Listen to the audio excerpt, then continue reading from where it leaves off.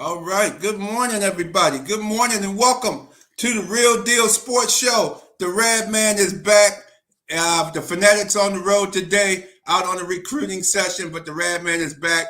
Hey, it was a long night for us last night with MLB, Major League Baseball. We had Major League Baseball going last night. What a game.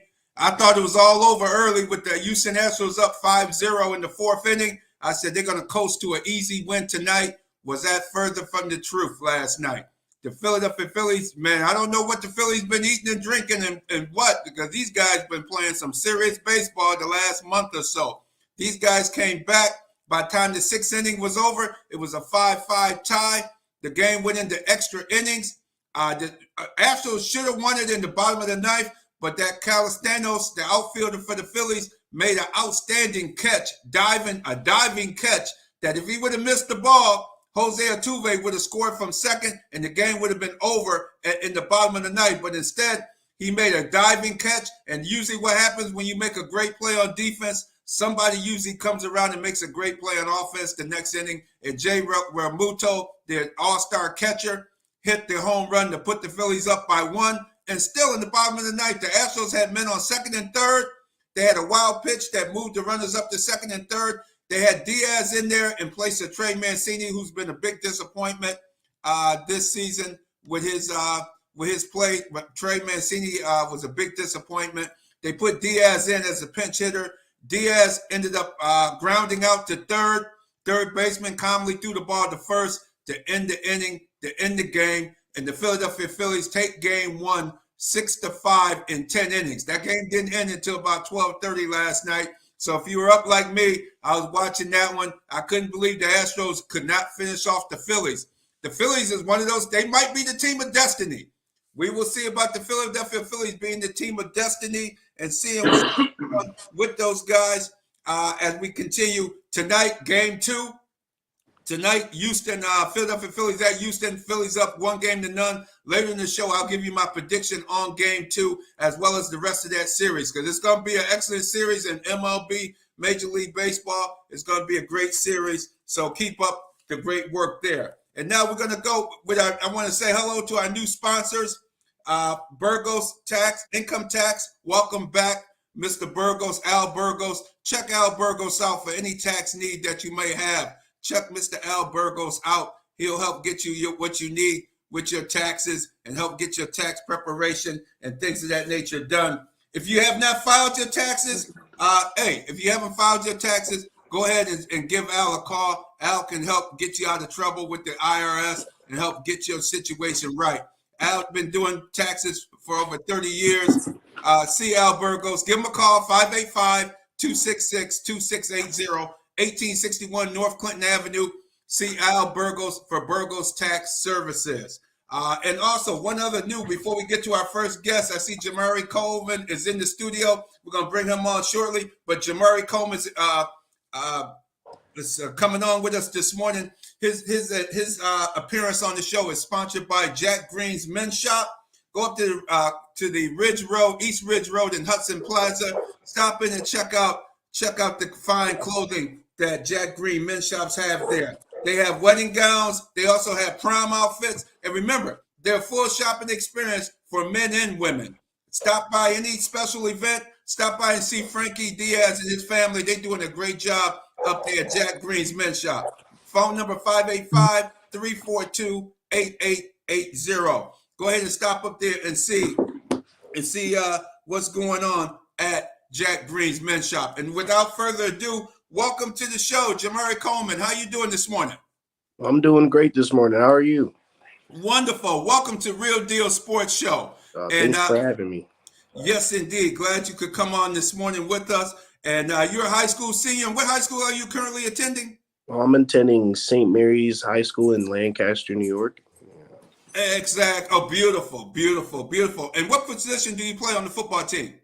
I started off playing offensive line, but as the season digressed, I'm transitioning to more of a fullback in there, and on defense, I've always been on the defensive line, trenches.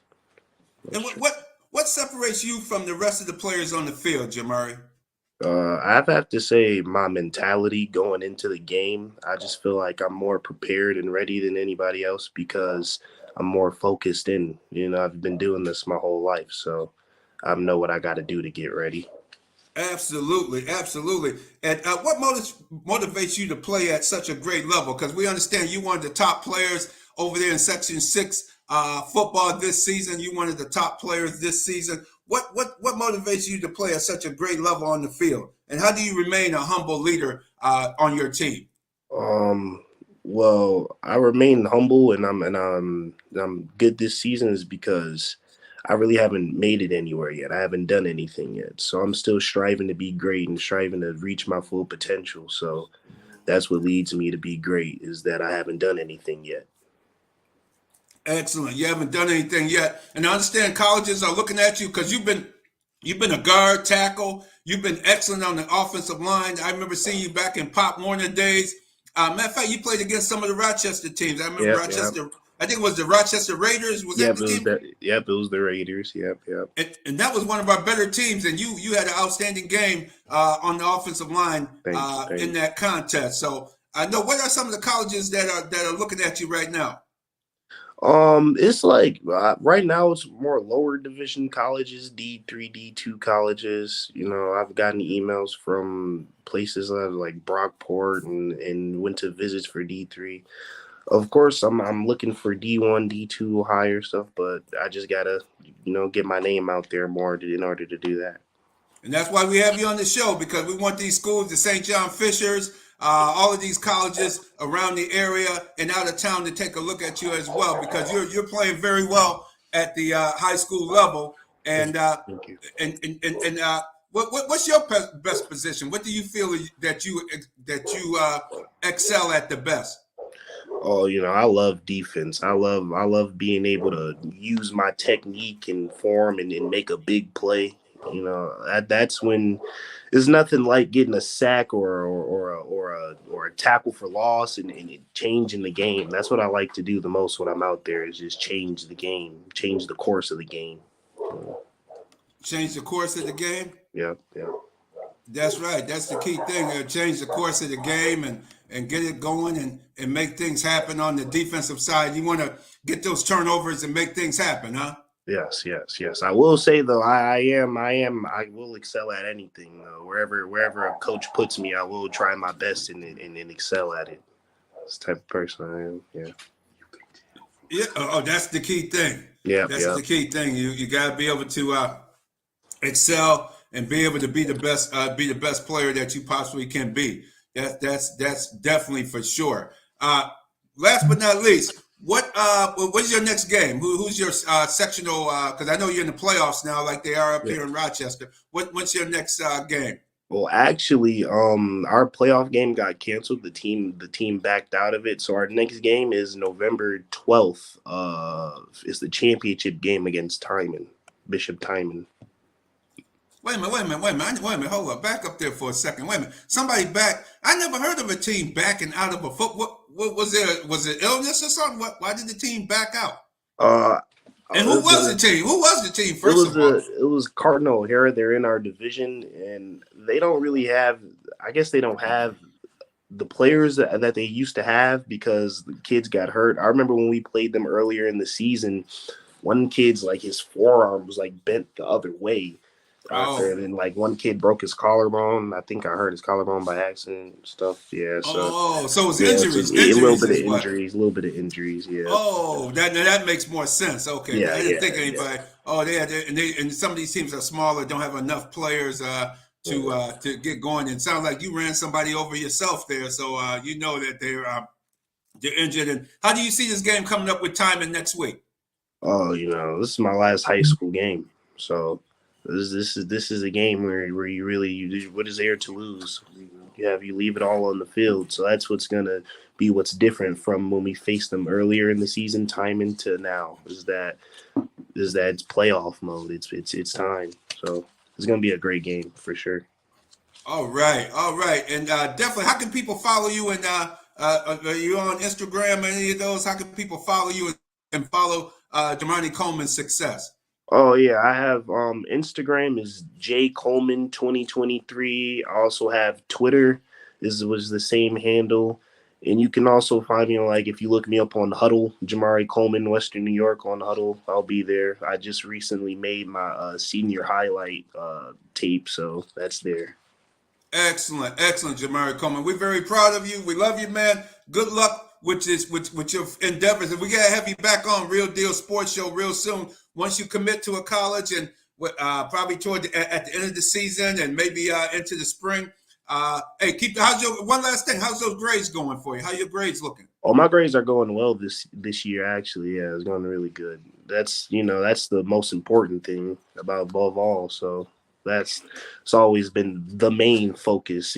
Football grades. So yeah, Absolutely. My grades are good this year.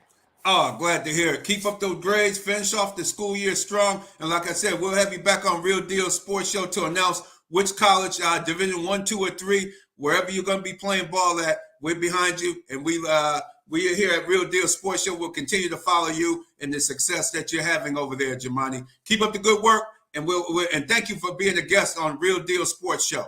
Thank you. I'll be glad to be back.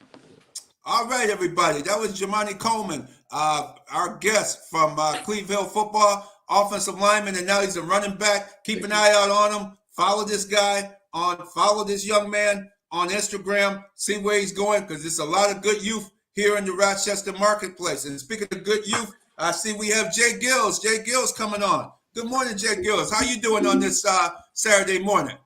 Hey, good morning, Rad Man. Good morning, young man. Hey, I can't complain. It's a beautiful, beautiful time to be a sports fan.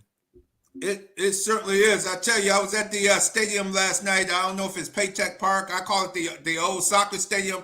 And UPrep was up 29-20 at halftime. Coach went down. I don't know what was said in the locker room, but they came out. And I thought Michael Irvin and Warren Sapp and Willis McGahee was on there wearing those uniforms last night, because, man, they just went out and destroyed Fairport.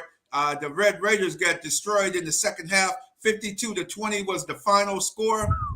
Man, those guys, man, they were operating on all cylinders at the end of that game and throughout that entire second half.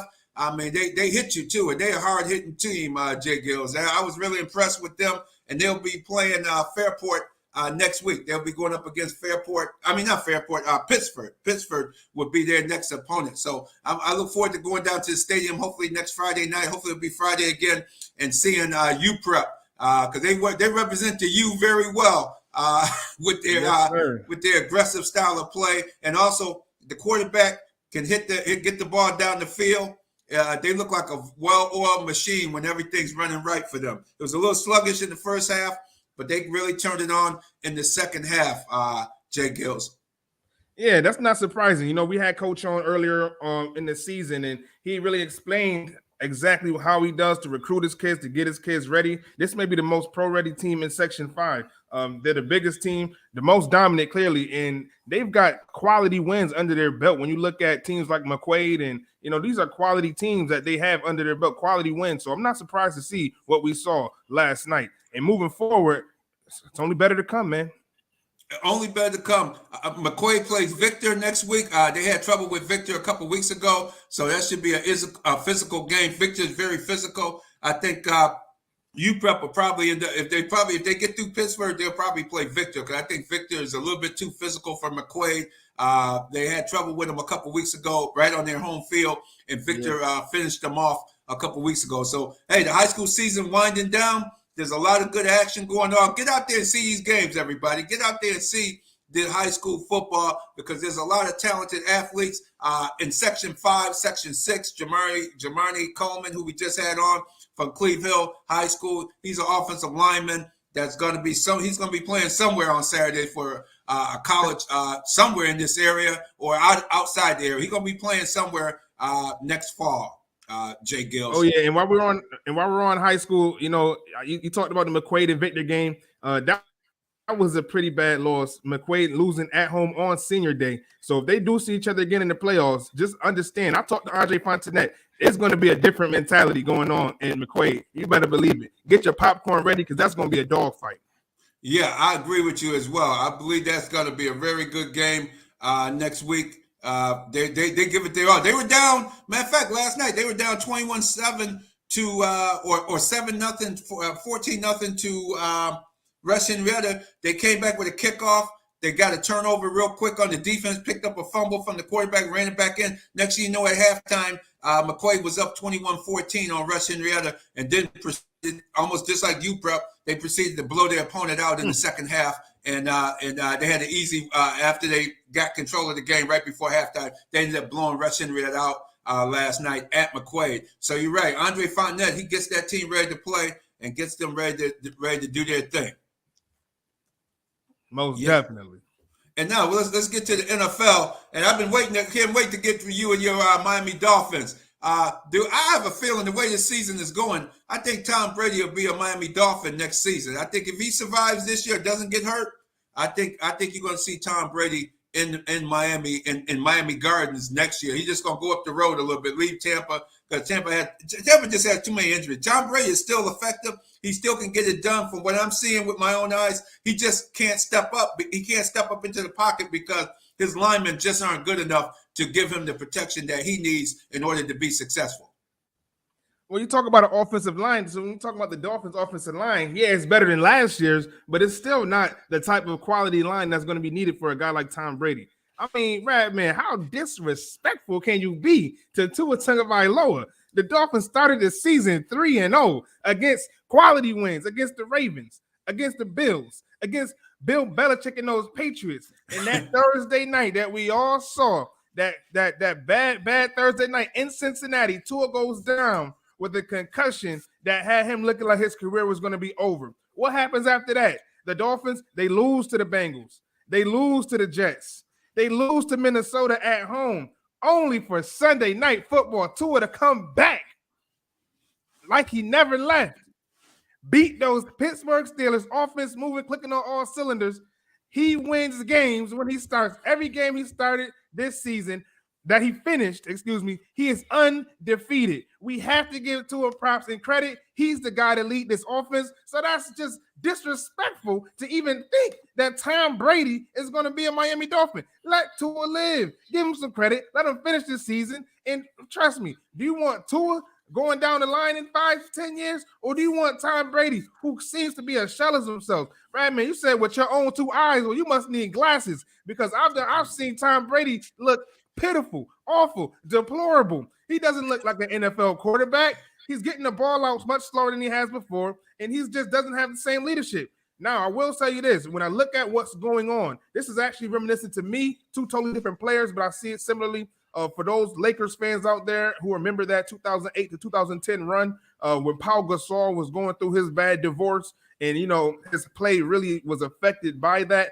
I see a lot of that in Tom Brady. I have to admit, when I look at what he's going through with the divorce with Giselle, there are clear off-the-field problems that are affecting his play. That I will say. Those are clear off-the-field problems that are affecting his play. He's worried about splitting up divorces, splitting up money, assets. That's a lot going on in his brain right now. So that I will say might be affecting his play. But he has not looked like the same quarterback. And as a Dolphins fan, I am not trying to see him in Miami.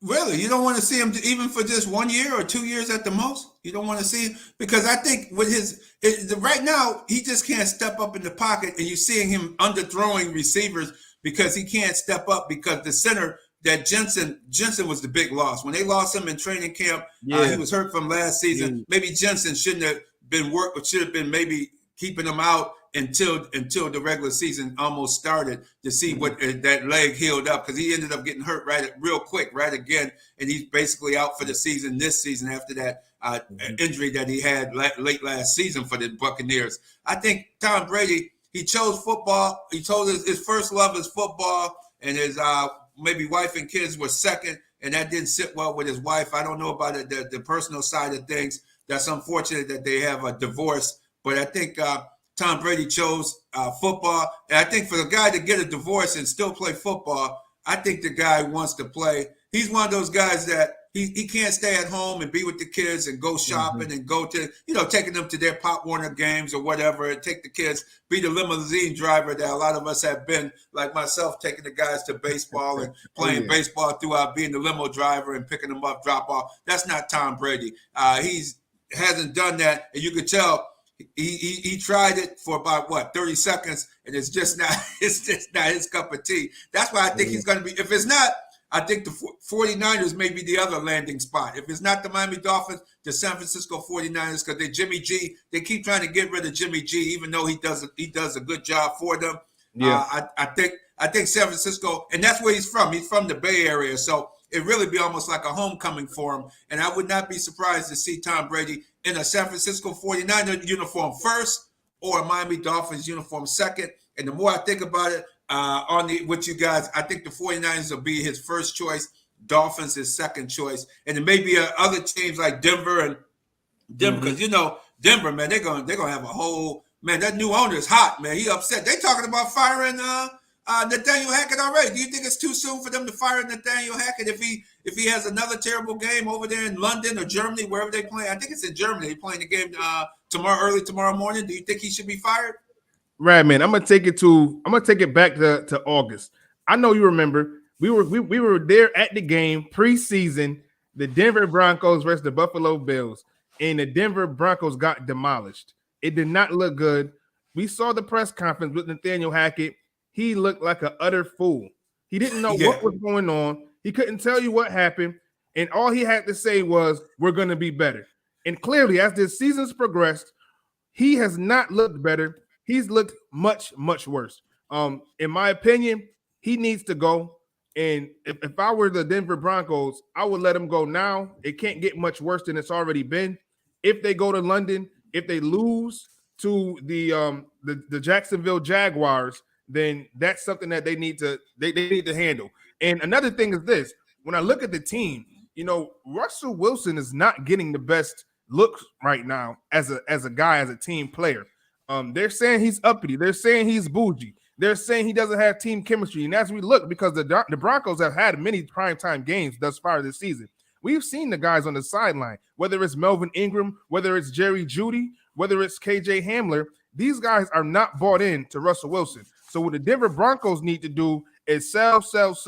They've got a lot of assets that they can get a lot of capital for, and it's one guy on the market, one guy who I think can actually save this Denver Broncos team moving forward. And they won't be hired this season, but that's next season. And that one guy is Sean Payton. You get an offensive mind like Sean Payton, match him up with Russell Wilson, get Russell the pieces that he needs, and I think that you will see a totally different Russell Wilson. You'll see Dangerous right back where he left off. But Nathaniel Hackett is not the guy, and I cannot blame Russell Wilson as a precipitous drop-off from players, what I'm seeing. No, it's not Russell. It's Nathaniel Hackett. He needs to go as soon as possible. Yeah, I think, you know what? Because it's funny because me and you said it back in August at that preseason game in Buffalo. They just looked disorganized. They didn't look like an organized team because the way they were beaten so bad in that game, even though it was second, they were playing their second and third stringers. Russell Wilson didn't play that game. Most of the starters But the Bills, they were losing to the Bills' third stringers. Yeah, they were. That's the point I was making. They look so out of sync against the Bills' third string guys that are no longer with the team. The Bills they seemed like the Bills were just scoring at will. They were stopping the passing game. They were stopping the running game. It looked like even though you playing vanilla offense, you're not strategizing too much in a game like that. It just didn't look right. It didn't look like the team was coached at all. And then you hear him in the at the press conference, the post game. He seemed lost like a ball in high weeds. I really think he thought Aaron Rodgers was going to come with him to Denver, and when Aaron Rodgers didn't come with him, he then is now being exposed as not a head coach at all. He's not even basically. I don't even think he's a good offensive coordinator because I think he was lucky to be with Aaron Rodgers, and before that he was with another good quarterback. Mm-hmm. His father was the guy. His father was a good offensive coordinator with the Kansas City Chiefs back in the day. Paul Hackett, he was a good offensive coordinator. This guy to me is a fraud. Nathaniel Hackett is a fraud. He's not a good coach at all. He's just been carried along the last several years. Because when he was here in Buffalo, he was with Buffalo back with with Marrone. And he was horrible with Marrone. And we're like, man, this guy's not that good at all. Why has Marrone got him as an offensive coordinator? He hung with Marrone a few years. Then he moved over to Green Bay. And it's obviously Aaron Rodgers. And then we're making the calls. He didn't have little to do with the offensive play calling, but you give him a job over somebody like an Eric Bieniemy that them been winning, been to a Super Bowl. His team won a Super Bowl. You don't even give this man an opportunity, but you give a fraud like Nathaniel Hackett. And the only reason that Nathaniel Hackett has that opportunity is because John Elway is the general manager. John Elway was coached by Nathaniel Hackett's dad, Paul Hackett, over at Stanford.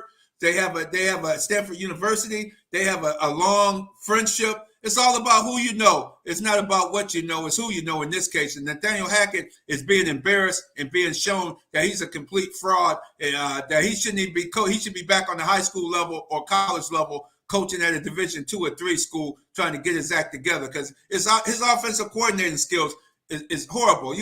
Russell Wilson is not a pocket passer. Russell Wilson should be rolling out, throwing the ball on the run, making moves. But then Russell Wilson, to his thing, he's a little overweight.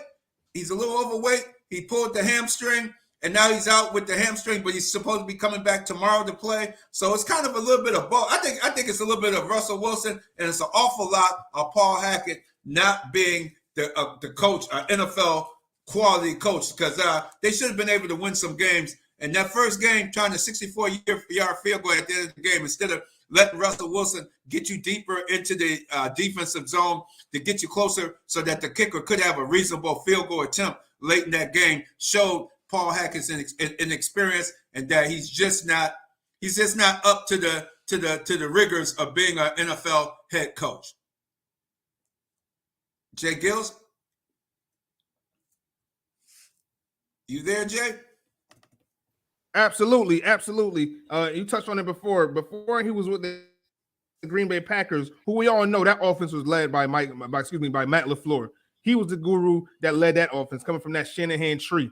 And before Nathaniel Hackett was the offensive coordinator in Green Bay, he had 4 forgettable years in Jacksonville as the quarterback's coach and offensive coordinator. Now, what in the world was Jacksonville doing to even land him a job in Green Bay? It doesn't make any sense when you talk about these guys, Byron Leftwich, Eric Bieniemy. When you look at these quality offensive coordinators, not even being able to get an opportunity, but to give it to a guy like Nathaniel Hackett it's irresponsible. It's irresponsible for the league, and I can't wait for these changes to take place.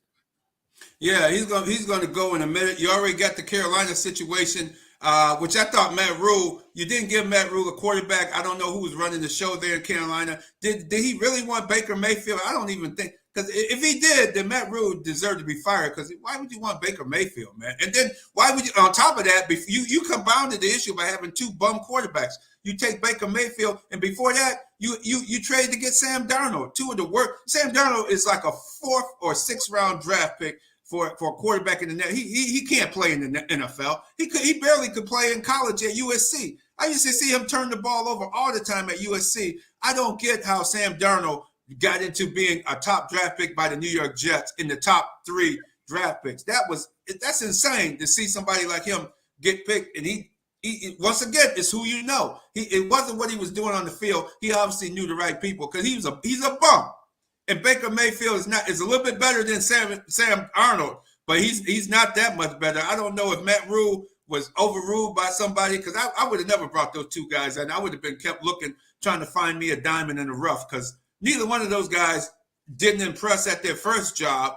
And so why would you give them a second opportunity? Maybe Baker Mayfield, because he was behind a very good Cleveland offensive line and running.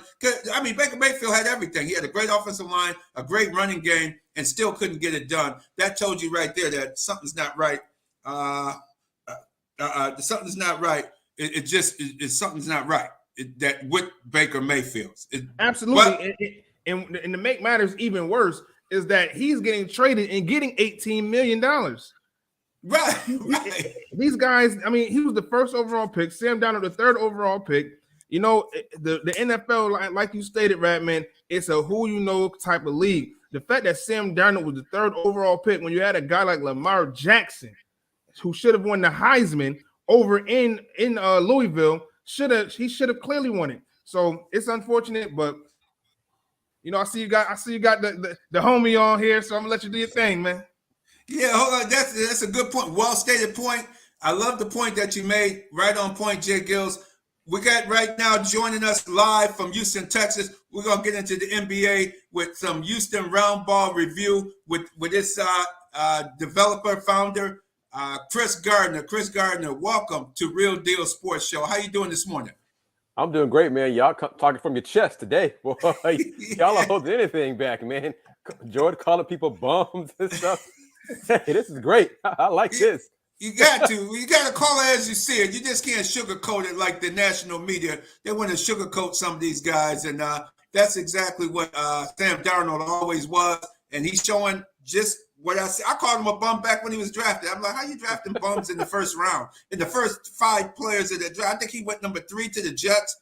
Baker Mayfield went number 1. He's a former number 1 draft pick, and he can't make it with his second team. I mean, he was with a good team. Couldn't get the job done there, and now here we go. But we're going to get to the NBA because behooves to us all. The NBA has started. You got teams already out. Am I reading this right? The LA Lakers are 0-4, Chris? Is that their record?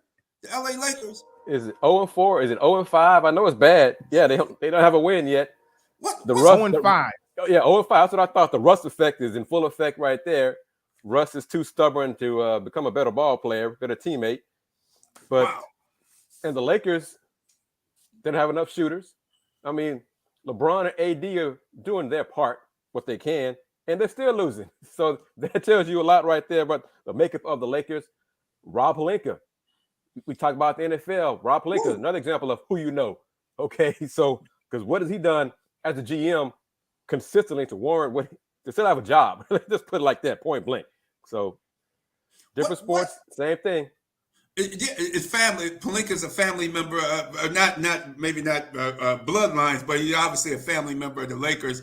Why would they get rid of? Because I'm thinking about the guys at the Randall, especially Ingram. I always thought Ingram was a good player, and Ingram is playing very well with the New Orleans Pelicans. Why would they get rid of They had 3 to 4 guys that should have been the foundation, their future. Why would they get rid of those guys? George, we're seeing the result of making a win now trade and the ramifications of it after that first or 2 years after the deal. Because Brandon Ingram was part of their core. They're like, no, we want Anthony Davis. So they gave up a lot. And Anthony Davis is a great talent. We all know he's talented when he's on the court, when he can stay healthy. But how often is that the case? So right. Lakers have, at some point, the Lakers are going to make a trade involving one of their 2 first-round picks they have left in this decade in 2027 or 2029 if they want to win and compete this season. So it's kind of interesting. They did not make a trade in the summer. They had a chance to get Buddy Hield, who's shooting 40+% from 3, which is way better than anything they have on their squad right now. They didn't want to do that because, well, let's hold on to our first-round picks now. You didn't do that before. You didn't want to hold on to those first-round picks. So all of a sudden, now you realize, well, maybe we should do better and think about our future. LeBron is, as long as LeBron's on the roster, the future is now. So maybe at some point, Russ, you got to go. We got to make some trades. We got to do something because 0-5 just ain't going to get it done in Los Angeles. No, and I think that name, I remember Buddy Hield in college. I mean, he's a shooter. He's definitely a shooter. They should have went after him and maybe they should have went after him over the summer. Buddy Hield, the Miles Turner in the Laker uniform, I think they'd be a better team right now. They would be 0-5. I believe that. No. I think they would be a better team, Chris. But I don't know if that really puts them over the top. The Lakers team right now is probably the worst team in the league, and that's very unfortunate. When you have a guy like LeBron James, even in his 20th season, and a guy who's only 29 years old, and Anthony Davis. I mean, you've covered the Houston Rockets. Russ Westbrook is not too far removed from being in Houston. These are 3 pieces of talent that should have gotten them over the hump. So even taking out a Westbrook, when I look at Buddy Hield and when I look at Miles Turner, I still don't see this Lakers team making it the play-in. So when you talk about trading those guys and trading these first-round picks, I think it's something that I might have to hold on to just for the foreseeable future. We saw what the Lakers could do with picks, whether it was Julius Randle, D'Angelo Russell, Brandon Ingram, even role players like Kyle Kuzma, who they won a championship, Larry Nance Jr., who's playing phenomenal in New Orleans with the Pelicans. They can draft decent players. So giving up those first round picks is not really something as a Lakers fan that I would want to do right now, especially for pieces like that. Now, if you can go out and get somebody, maybe like a Mike Conley type of player from Utah, somebody who can actually run the offense, facilitate, set AD up for how he needs to be played, somebody like that, or get or even get like a Harrison Barnes type of 3-and-D guy, a little longer, a little bit more length, can help out on the defensive side as well as knock down some threes. But when I look at Miles Turner and Buddy Hield, I just don't see that being enough, especially for that asking price. Well, let me ask you this. Even if they added a Harrison Barnes or Mike Conley, do you believe either of those guys, those additions, would make them a play-in contender? I think we can get them for less. You know, I don't think we would have to give up, if we get one or the other, I don't think we would have to give up both picks, for one. And two, I think that both of those pieces would be additional pieces to help them. I don't think the Lakers, either way you go, are going to make the play-in this year. Not unless they make a dramatic trade with Damian Lillard or somebody like that. But any little piece that's going on, I just don't see it happening this year for the Lakers. Okay, that's fair, because this 0-5 start in the West, a tough West, it's going to be real tough for them to make the play-in. All right, I'm going to toss the name out here from Houston. How about Eric Gordon for one of those 2 first-round picks? I think Aaron's definitely a good building block. I don't see Denver getting rid of him. Oh, no. Eric Gordon from the Rockets, Rockets guard. Eric Gordon. That's another piece that I just don't know if it'll work, man. I think this team is so far in the hole that they'll need a miracle to get out. And that miracle might come in the signs of trading Anthony Davis or trading LeBron James. Wow. Okay. Well, I mean, that's what the Lakers have to decide at some point, probably within the next few weeks, where this season is going to go. Because they're 0-5, worst record in the NBA. They're dead last in the Western Conference. The Western Conference is almost a shock right now, because I do not believe Portland will be 5-1. You know, they won last night without Dame Lillard and scored 125 points without him. So that's a surprise. The Spurs are 4-2. Did not think that was going to be the case this year to start. Golden State is the 8th spot right now at 3-2. Lakers are 0-5. They're already at 4.5 games out of the 8th spot after just 5 games. So the Lakers have to decide within the next few weeks how they want to handle it. Do they want to just, the season's already gone, let's not give away our future picks because this season's lost. Let's try to get lucky in the lottery and get Victor Wembanyama, the 7'3" wonderkin. Or let's do LeBron James. And how about this? LeBron goes to front office, Jeannie Buss. Jeannie, I love the franchise. I love it in LA, but trade me. I want to go somewhere else. This is not going to work. This is not working. I want a chance to win again before I retire. They got to decide what they're going to do, because right now, winless and poor Darvin Ham was put into this shambles of a franchise, really, what they're going to do with Russ. Russ has his moments still, but Russ, his decision-making has not been great for a while on the court. And Russ is so stubborn. Teams dare Russ to shoot. And instead of driving, penetrating, kicking out teammates, Russ is going to take bad shots because he feels insulted when teams back off him and say, Russ, go ahead. We dare you to shoot. I'm going to show you. I'm going to make this jumper early in the shot clock. Brick. Wow. Keep on shooting, Russ. Brick. Russ, drive. No. They want me to shoot. I'm gonna prove I can make a shot. But Russ, you can't. Brick. So, and Darvin Ham, Russ felt insulted being asked to come off the bench. Russ, if you're a team player, you should want to do what's best for the team, right?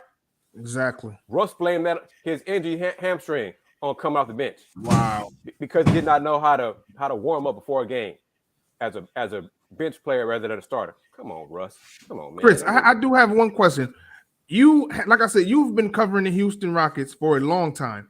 You've seen Russell Westbrook in Houston. How much is it a difference from what you saw just a few years ago to what you're seeing now in a Los Angeles Lakers uniform? Big difference. Big difference. First, in his confidence, his psyche's gone. Russ has always been someone. He's very emotional. Okay, he's played with a huge chip on his shoulder his whole career. So when fans boo him, he takes that personal. When opponents back up off of, he takes that personal. He's always in I am going to prove you wrong mode. The older he's gotten, Russ, you got to be a teammate, man. You got to be a facilitator. You got to pass more. You got to do little things to help get yourself involved, but also help your teammates get involved. He's still in the, basically, it's me against the world, Russ. Russ, those young days are gone, man. You can't do that what you used to do. You got to be a team player and accept the fact that your body has changed and your game needs to change and adapt to today's NBA. Absolutely. It's amazing that he won't conform. But I like your suggestion, which I haven't heard anybody else say. Is LeBron asking for a trade out of there because it looked like it's definitely becoming hopeless. It's worse than it was last season already. By Christmas, they would be Christmas and Kwanzaa season. They're going to be out of the race if they already. And see, that's the question. I mean, I think that'll be the result. If let's not even go to Christmas, George. If by the end of November, the Lakers are 12 games out of the A spot, if it's really bad by then, will it be at that point? This season is lost. What can we do to accumulate talent for us going forward? Because this season is already in the toilet. If it gets that bad that quickly, then they might do something. They're going to have to. Now, how much can we stay? Now, this Lakers season is a wash. The last season was a wash.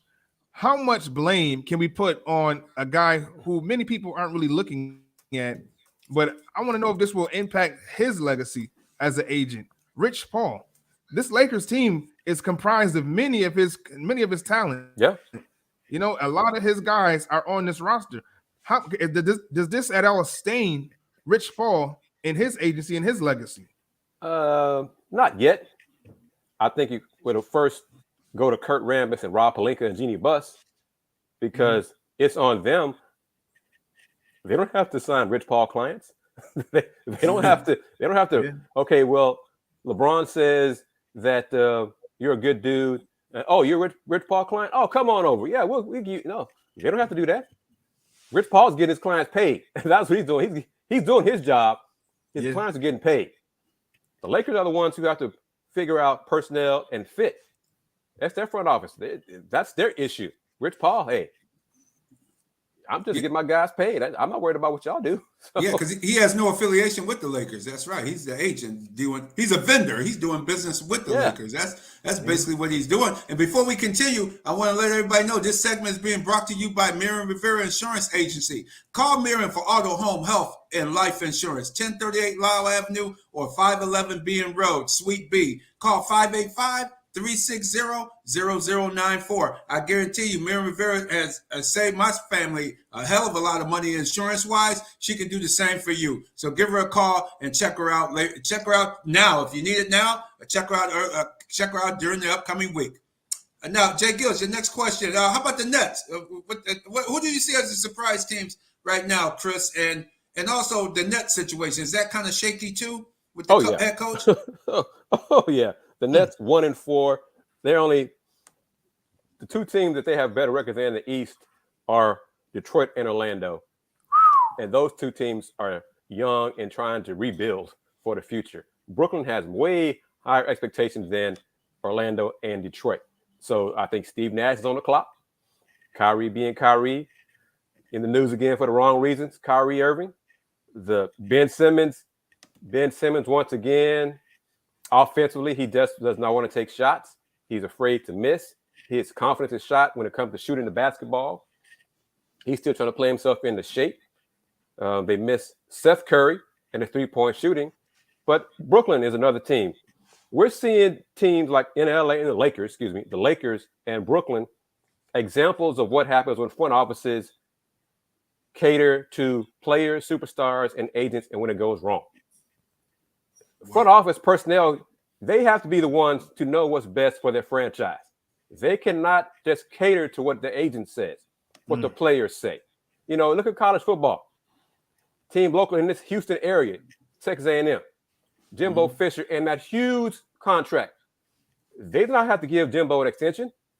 The agent did his part and said, hey, my man is looking at other jobs. You might want to give him more money. Okay. Jimbo had proven nothing. And now they're stuck with him in that 10 years, $95 million contract. Woo. And most of it, I think it's guaranteed. Yeah. You know, so that's the agent and that school administration. No, we're not doing this. They were negotiating against themselves. So you put yourself in that position, that's your fault. Not the agent's fault. The agent's job is to get his or her client, the best money possible. It's up to these front offices to know when to say no. That's a good point. That's a very good point. Absolutely. And do you think the head coach of the Nets, do you think he'll survive the season? No. I think Steve Nash, if the Nets continue to struggle, might be gone before the end of this calendar year. Oh, wow. So it seemed like they wasn't feeling him at all last season either. But let's see how things change. KD and Kyrie, they pushed for Steve Nash to get the job. Right. Yes, they did. They pushed for him to get the job. So now it's on them. Wow. You would think they would then, if they push for him, seem like they should be trying to get him to play. Or do you think the Nets will pull something and pay Boston Celtics organization a lot of money to pull Udoka out of there to become their next coach then? No, I think Udoka's toxic right now. He's too toxic for anybody to touch. You know, and that's a whole nother issue. That's a sad case right there. You listen to other parts of your body instead of your brain, and getting yourself in trouble. So no, he won't be touched. But KD and Kyrie is an example of franchises giving the superstars what they want, get everything they want. The coaching staff, instead of saying no, we're doing what's best for our franchise. Because now KD and Kyrie, they feel shocked when they're finally told no. Because after all this time, people told them yes. So it's a fine line. We know superstars make the world go round, the sports world go round. But at some point, you are the ones who are writing the checks. You're the ones who got to think of what's best for your franchise going forward. And you got to tell these superstars and their agents, no, we're not doing this. KD, at what point he wanted to be traded? With 4 years after this contract, he asked for a trade. Wow. Nets said, no, we're not doing it. Okay, I'm good now. I'll stay. We're gone. Right. Last but not least, who are the surprise teams right now that you're seeing that are surprising Utah you? and the Spurs. Utah and the Spurs. Definitely. I thought the Spurs, preseason, I was wondering how they're going to score points. I mean, they didn't have talent when I saw them preseason. But now they're averaging like 120 points a game. Out of games count. They're 4-2. Utah has a lot of good players and a lot of good veteran players. They don't have any superstars, but they have vets who have talent. And they're proud. They're like, well, we got enough talent to win games here. So that's what they're doing right now. They're winning. They got a good team. I'm not sure they're going to keep this up for the whole season like the Spurs either. But right now, those are the two biggest surprises to me in the NBA.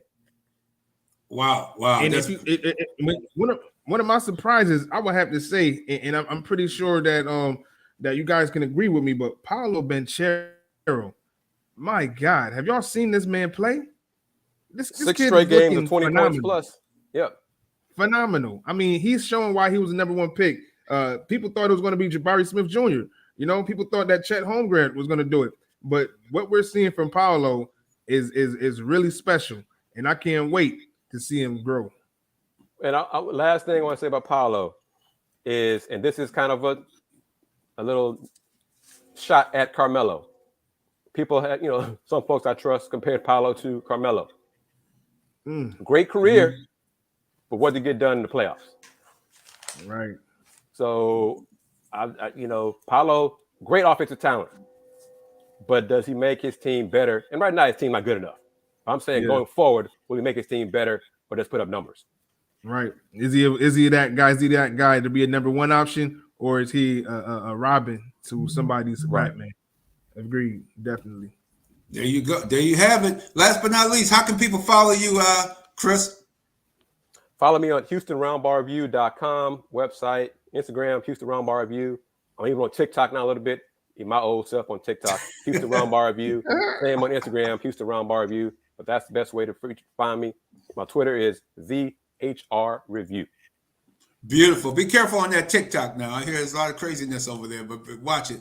Be careful over there, Chris. I know you will. And we appreciate we're going to have you back in a few weeks to give us another update on what's going on with the college basketball season as well, because that's going to be getting started shortly as well. And Houston Round Ball Review, Chris Gardner, thank you for coming on Real Deal Sports Show. Always a pleasure, George. You guys take care. All right. Have a great week. You too. Jay Gills, we're going to get into some picks for tomorrow's NFL games. Remember, you can go to realdealsportshow.com. Go online, check us out. Go to the website, realdealsportshow.com. Check out the Winner's Edge. Check that page out for the various games, our picks, the Radman picks for tomorrow. Do you have a couple games that you like to pick, Jay Gills? Yeah, well, when it comes to the Dolphins and the Lions, in Detroit with the healthy Tua back and ready to go, I do feel that those Miami Dolphins will get back to form, putting up at least 23 points, putting up at least 23 to 30 points. And the Dolphins defense, I'm looking for a big game. So I've got the Dolphins beating Detroit 25-10. 25-10. Yeah, that's not a good. You're not going out on a long limb on that one because Detroit, they seem to be, I don't know what it is about them. They always seem to play horrible September, October, and then once they hit Thanksgiving, and of course they're pretty much out of the playoff race by then. But they always seem to start playing better from Thanksgiving on. I don't know. No matter who the coach is, it seems to be the same blueprint with them. They get blown out a lot early on, and then that DeAndre Smith, I like him, but he stays on the shelf. He stays injured a lot. He's a good running back, but man, that guy stays hurt. But when he's in there, he looks almost like a Barry Sanders type cat, prototype type guy. But man, he just can't. He's just not durable. He's a good ball player, but not durable. Good back out of Georgia. But what's even more blasphemous is that the Lions owner is saying that he's sticking with Dan Campbell and the GM. He's sticking with him. Talk about committing to losing. My God. Yeah, because the guy came over from the Rams as a general manager, and he's I don't. To me, when he hired Dan Campbell, I was like, wait a minute, man, hold on here. I would have been questioning him right then and there because Dan Campbell to me is not an NFL head coach. He's maybe a coordinator or something at best, a coordinator or a tight. He was a positions coach. He's really more of a positions coach than he is a head coach. And for them, for that guy to come in and hire him, man, that would have been a red flag right there. Wait a minute, guy, you coming from the Rams? How you hiring a position coach to be the head coach? We're not going with an offensive coordinator. Most of the teams now are going with OCs, whoever the offensive coordinator is. That's who you hire as a head coach right now. That would have been some type of legitimacy, something that I would have been having a little confidence in, but I didn't have no confidence at all in the general manager picking Campbell as the head coach. So, yeah, you get what you, like you said, they commit to losing. They're going to lose again Sunday. I agree with you. Miami should blow them out. The Giants going out west to play Seattle. I think that's going to be a very good game. Geno Smith is showing you that, hey, Geno can still play. Remember, he was a top draft pick. He was a very good quarterback at the University of West Virginia. He always was he was throwing the ball. He put up a lot of big numbers passing.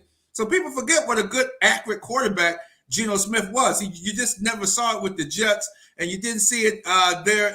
But now, with him as the quarterback, and you got a decent running game with the Walker the third, and that defense is playing decent ball. Pete Carroll got him. He got what he wants. He wants a running, and he's actually passing the ball a little more than we expected out of the Pete Carroll. We thought it was going to be this ground and pound, but Geno Smith, I think Seattle will win that game. It's a -2 right now. Take Seattle by winning by 3 points or more. I think Seattle will win by more than a field goal in that game. I also look at the Steelers getting 12. The Battle of Pennsylvania. You got a big election coming up. Hey, early voting starts today here in New York State. Get out there and vote. Make your vote count, everybody. Get out and vote. The Battle of Pennsylvania going over there tomorrow. Steelers getting 12 to 14 points against Philly. I think the Steelers once again will find a way to keep that game close. The Philly will most likely win the game, but take the Steelers in the points. I think the Steelers will cover the 12, or if it goes up there, the only way I see it maybe going down a little bit by tomorrow by kickoff. Take the Steelers in the points. New England and the Jets, -2.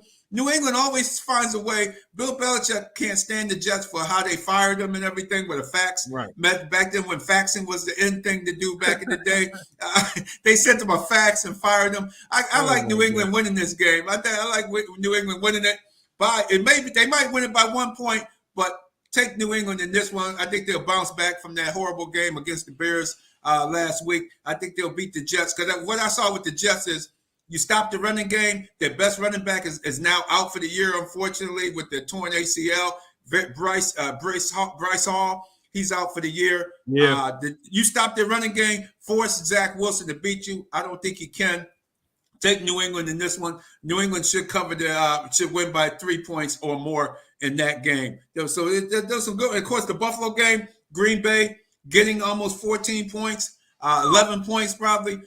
Hey, the Bills, I think the Bills will have enough to get a few turnovers because it's almost like the quarterback, Aaron Rodgers, done gave up on his team. You can't just be on the air talking about how bad everybody see how bad you're playing, man, and how the receivers are dropping balls, but you just can't do that. Jim Kelly did that a long time ago with the Bills, and Thurman Thomas had to come on the air and go at him, and they almost got into a fist fight. And because Thurman Thomas challenged Jim Kelly, and Jim Kelly finally piped down, and the ownership told him, "Yo, man, you can't go on TV talking about your teammates, man. No, I don't." So he got them to stop. They were called the Bickering Bills at that time. Yeah. Obviously, in Green Bay, there's nobody to challenge Aaron Rodgers, and I think some of these guys may let up in this game. So I do see Buffalo covering. I think it's 11. 11 on the teaser is 14. I think Buffalo win by 14 or more because I think some of those guys are going to give up on Aaron Rodgers. And you might see Aaron Rodgers, some of those linemen, let somebody come in and knock Aaron Rodgers out the game, and they might end up start playing better for the backup over there because Aaron Rodgers, you just can't talk about your players in public. You can't do that. That's number one. Jay Gills, go ahead. At all. And let's just remember, with the trade deadline looming on too, this is a big week. You know, we're talking about the Bills potentially getting a running back in Cam Akers or Kareem Hunt. You've already touched on the Packers looking for a receiver, somebody like Jerry Jeudy, Mike Gesicki of the Miami Dolphins is available. So just be on the lookout for this Sunday. See who's playing, see who's sitting, and see who could be switching on different teams moving forward. Thank you. That's a very good point because the deadline is coming up. I believe it's November 3rd or 4th is the deadline. Jerry Jeudy, he's one of those fast guys. His name has been mentioned. You think Gesicki from the Dolphins, they're not using him enough? Well, I just think that I've heard his name is on the chopping block. We've got guys who can fill that role in Durham Smythe and our second round pick Hunter Long out of Boston College. There are pieces that can fill him. He got franchised this year, so that's $10 million off the books. That'll really be helpful moving forward to clear up some cap space. But I've heard his name available. I'm more so interested in are the Bills going to acquire a running back, whether Cam Akers or Kareem Hunt. And what's your thoughts on that, George? Cam Akers is a good running back, but he fumbles a little too much. I don't think the Bills will acquire a running back only because we have Duke Johnson on the practice squad. Uh-huh. I think Duke Johnson, when push comes to shove later in the season, I think they're going to keep playing James Cook, the rookie. And if James Cook doesn't materialize enough to where they say, hey, they're very confident with him going into the very money games, the playoffs, I think you're going to see Duke Johnson inserted in there in that position. And the Bills, I don't think they'll pick somebody else up. I don't think they should have kept Blackshear. Blackshear is my guy. I thought they should have kept him. He's doing great with punts and kickoff returns for the Carolina Panthers right now. He's playing very well. He's having an excellent season with the Panthers as I projected for him. Blackshear, I think Duke Johnson will be in there. And no, Cam Akers fumbles a little too much. He's a good back, but he coughs it up a little too much for me. No, I absolutely agree with you there. And I think that it's going to be a great season moving forward, and it's going to get real good. We really can't complain. No, we can't. We really can't complain about what we're seeing in the season, and we'll see what happens on the road to Super Bowl. So we got the Bills tomorrow. Me and you will be out there covering the game. We'll get some sound bites. I look forward to also talking to Aaron Jones of the Green Bay Packers, because when last time I interviewed Aaron Jones, it was after they beat Buffalo 20-0 in Green Bay back in 2018, and Aaron Jones scored his first touchdown.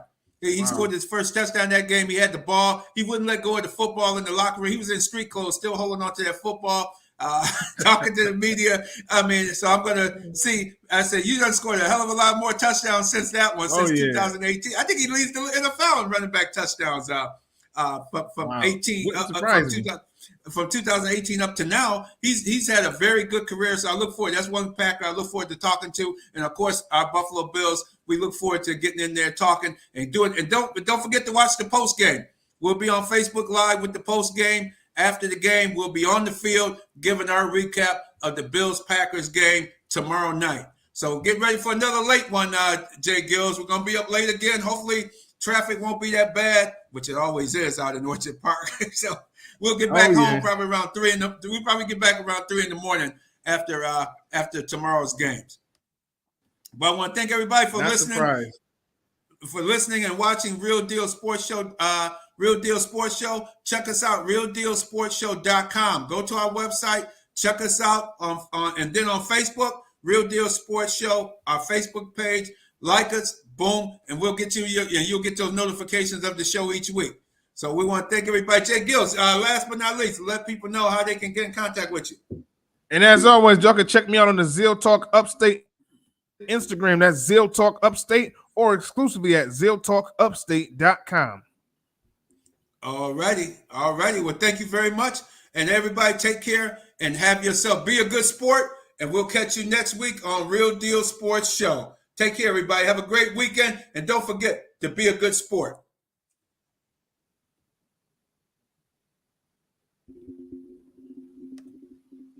All righty. I got my screen. Screen is up too high here. I'm trying to get that off. I'm going to call you right back, Jay Gills. All right. Yeah, because I can't get to the monitor to turn it off, so I'm just going to click out of it. All right, I'll call you back in a few minutes. Yep.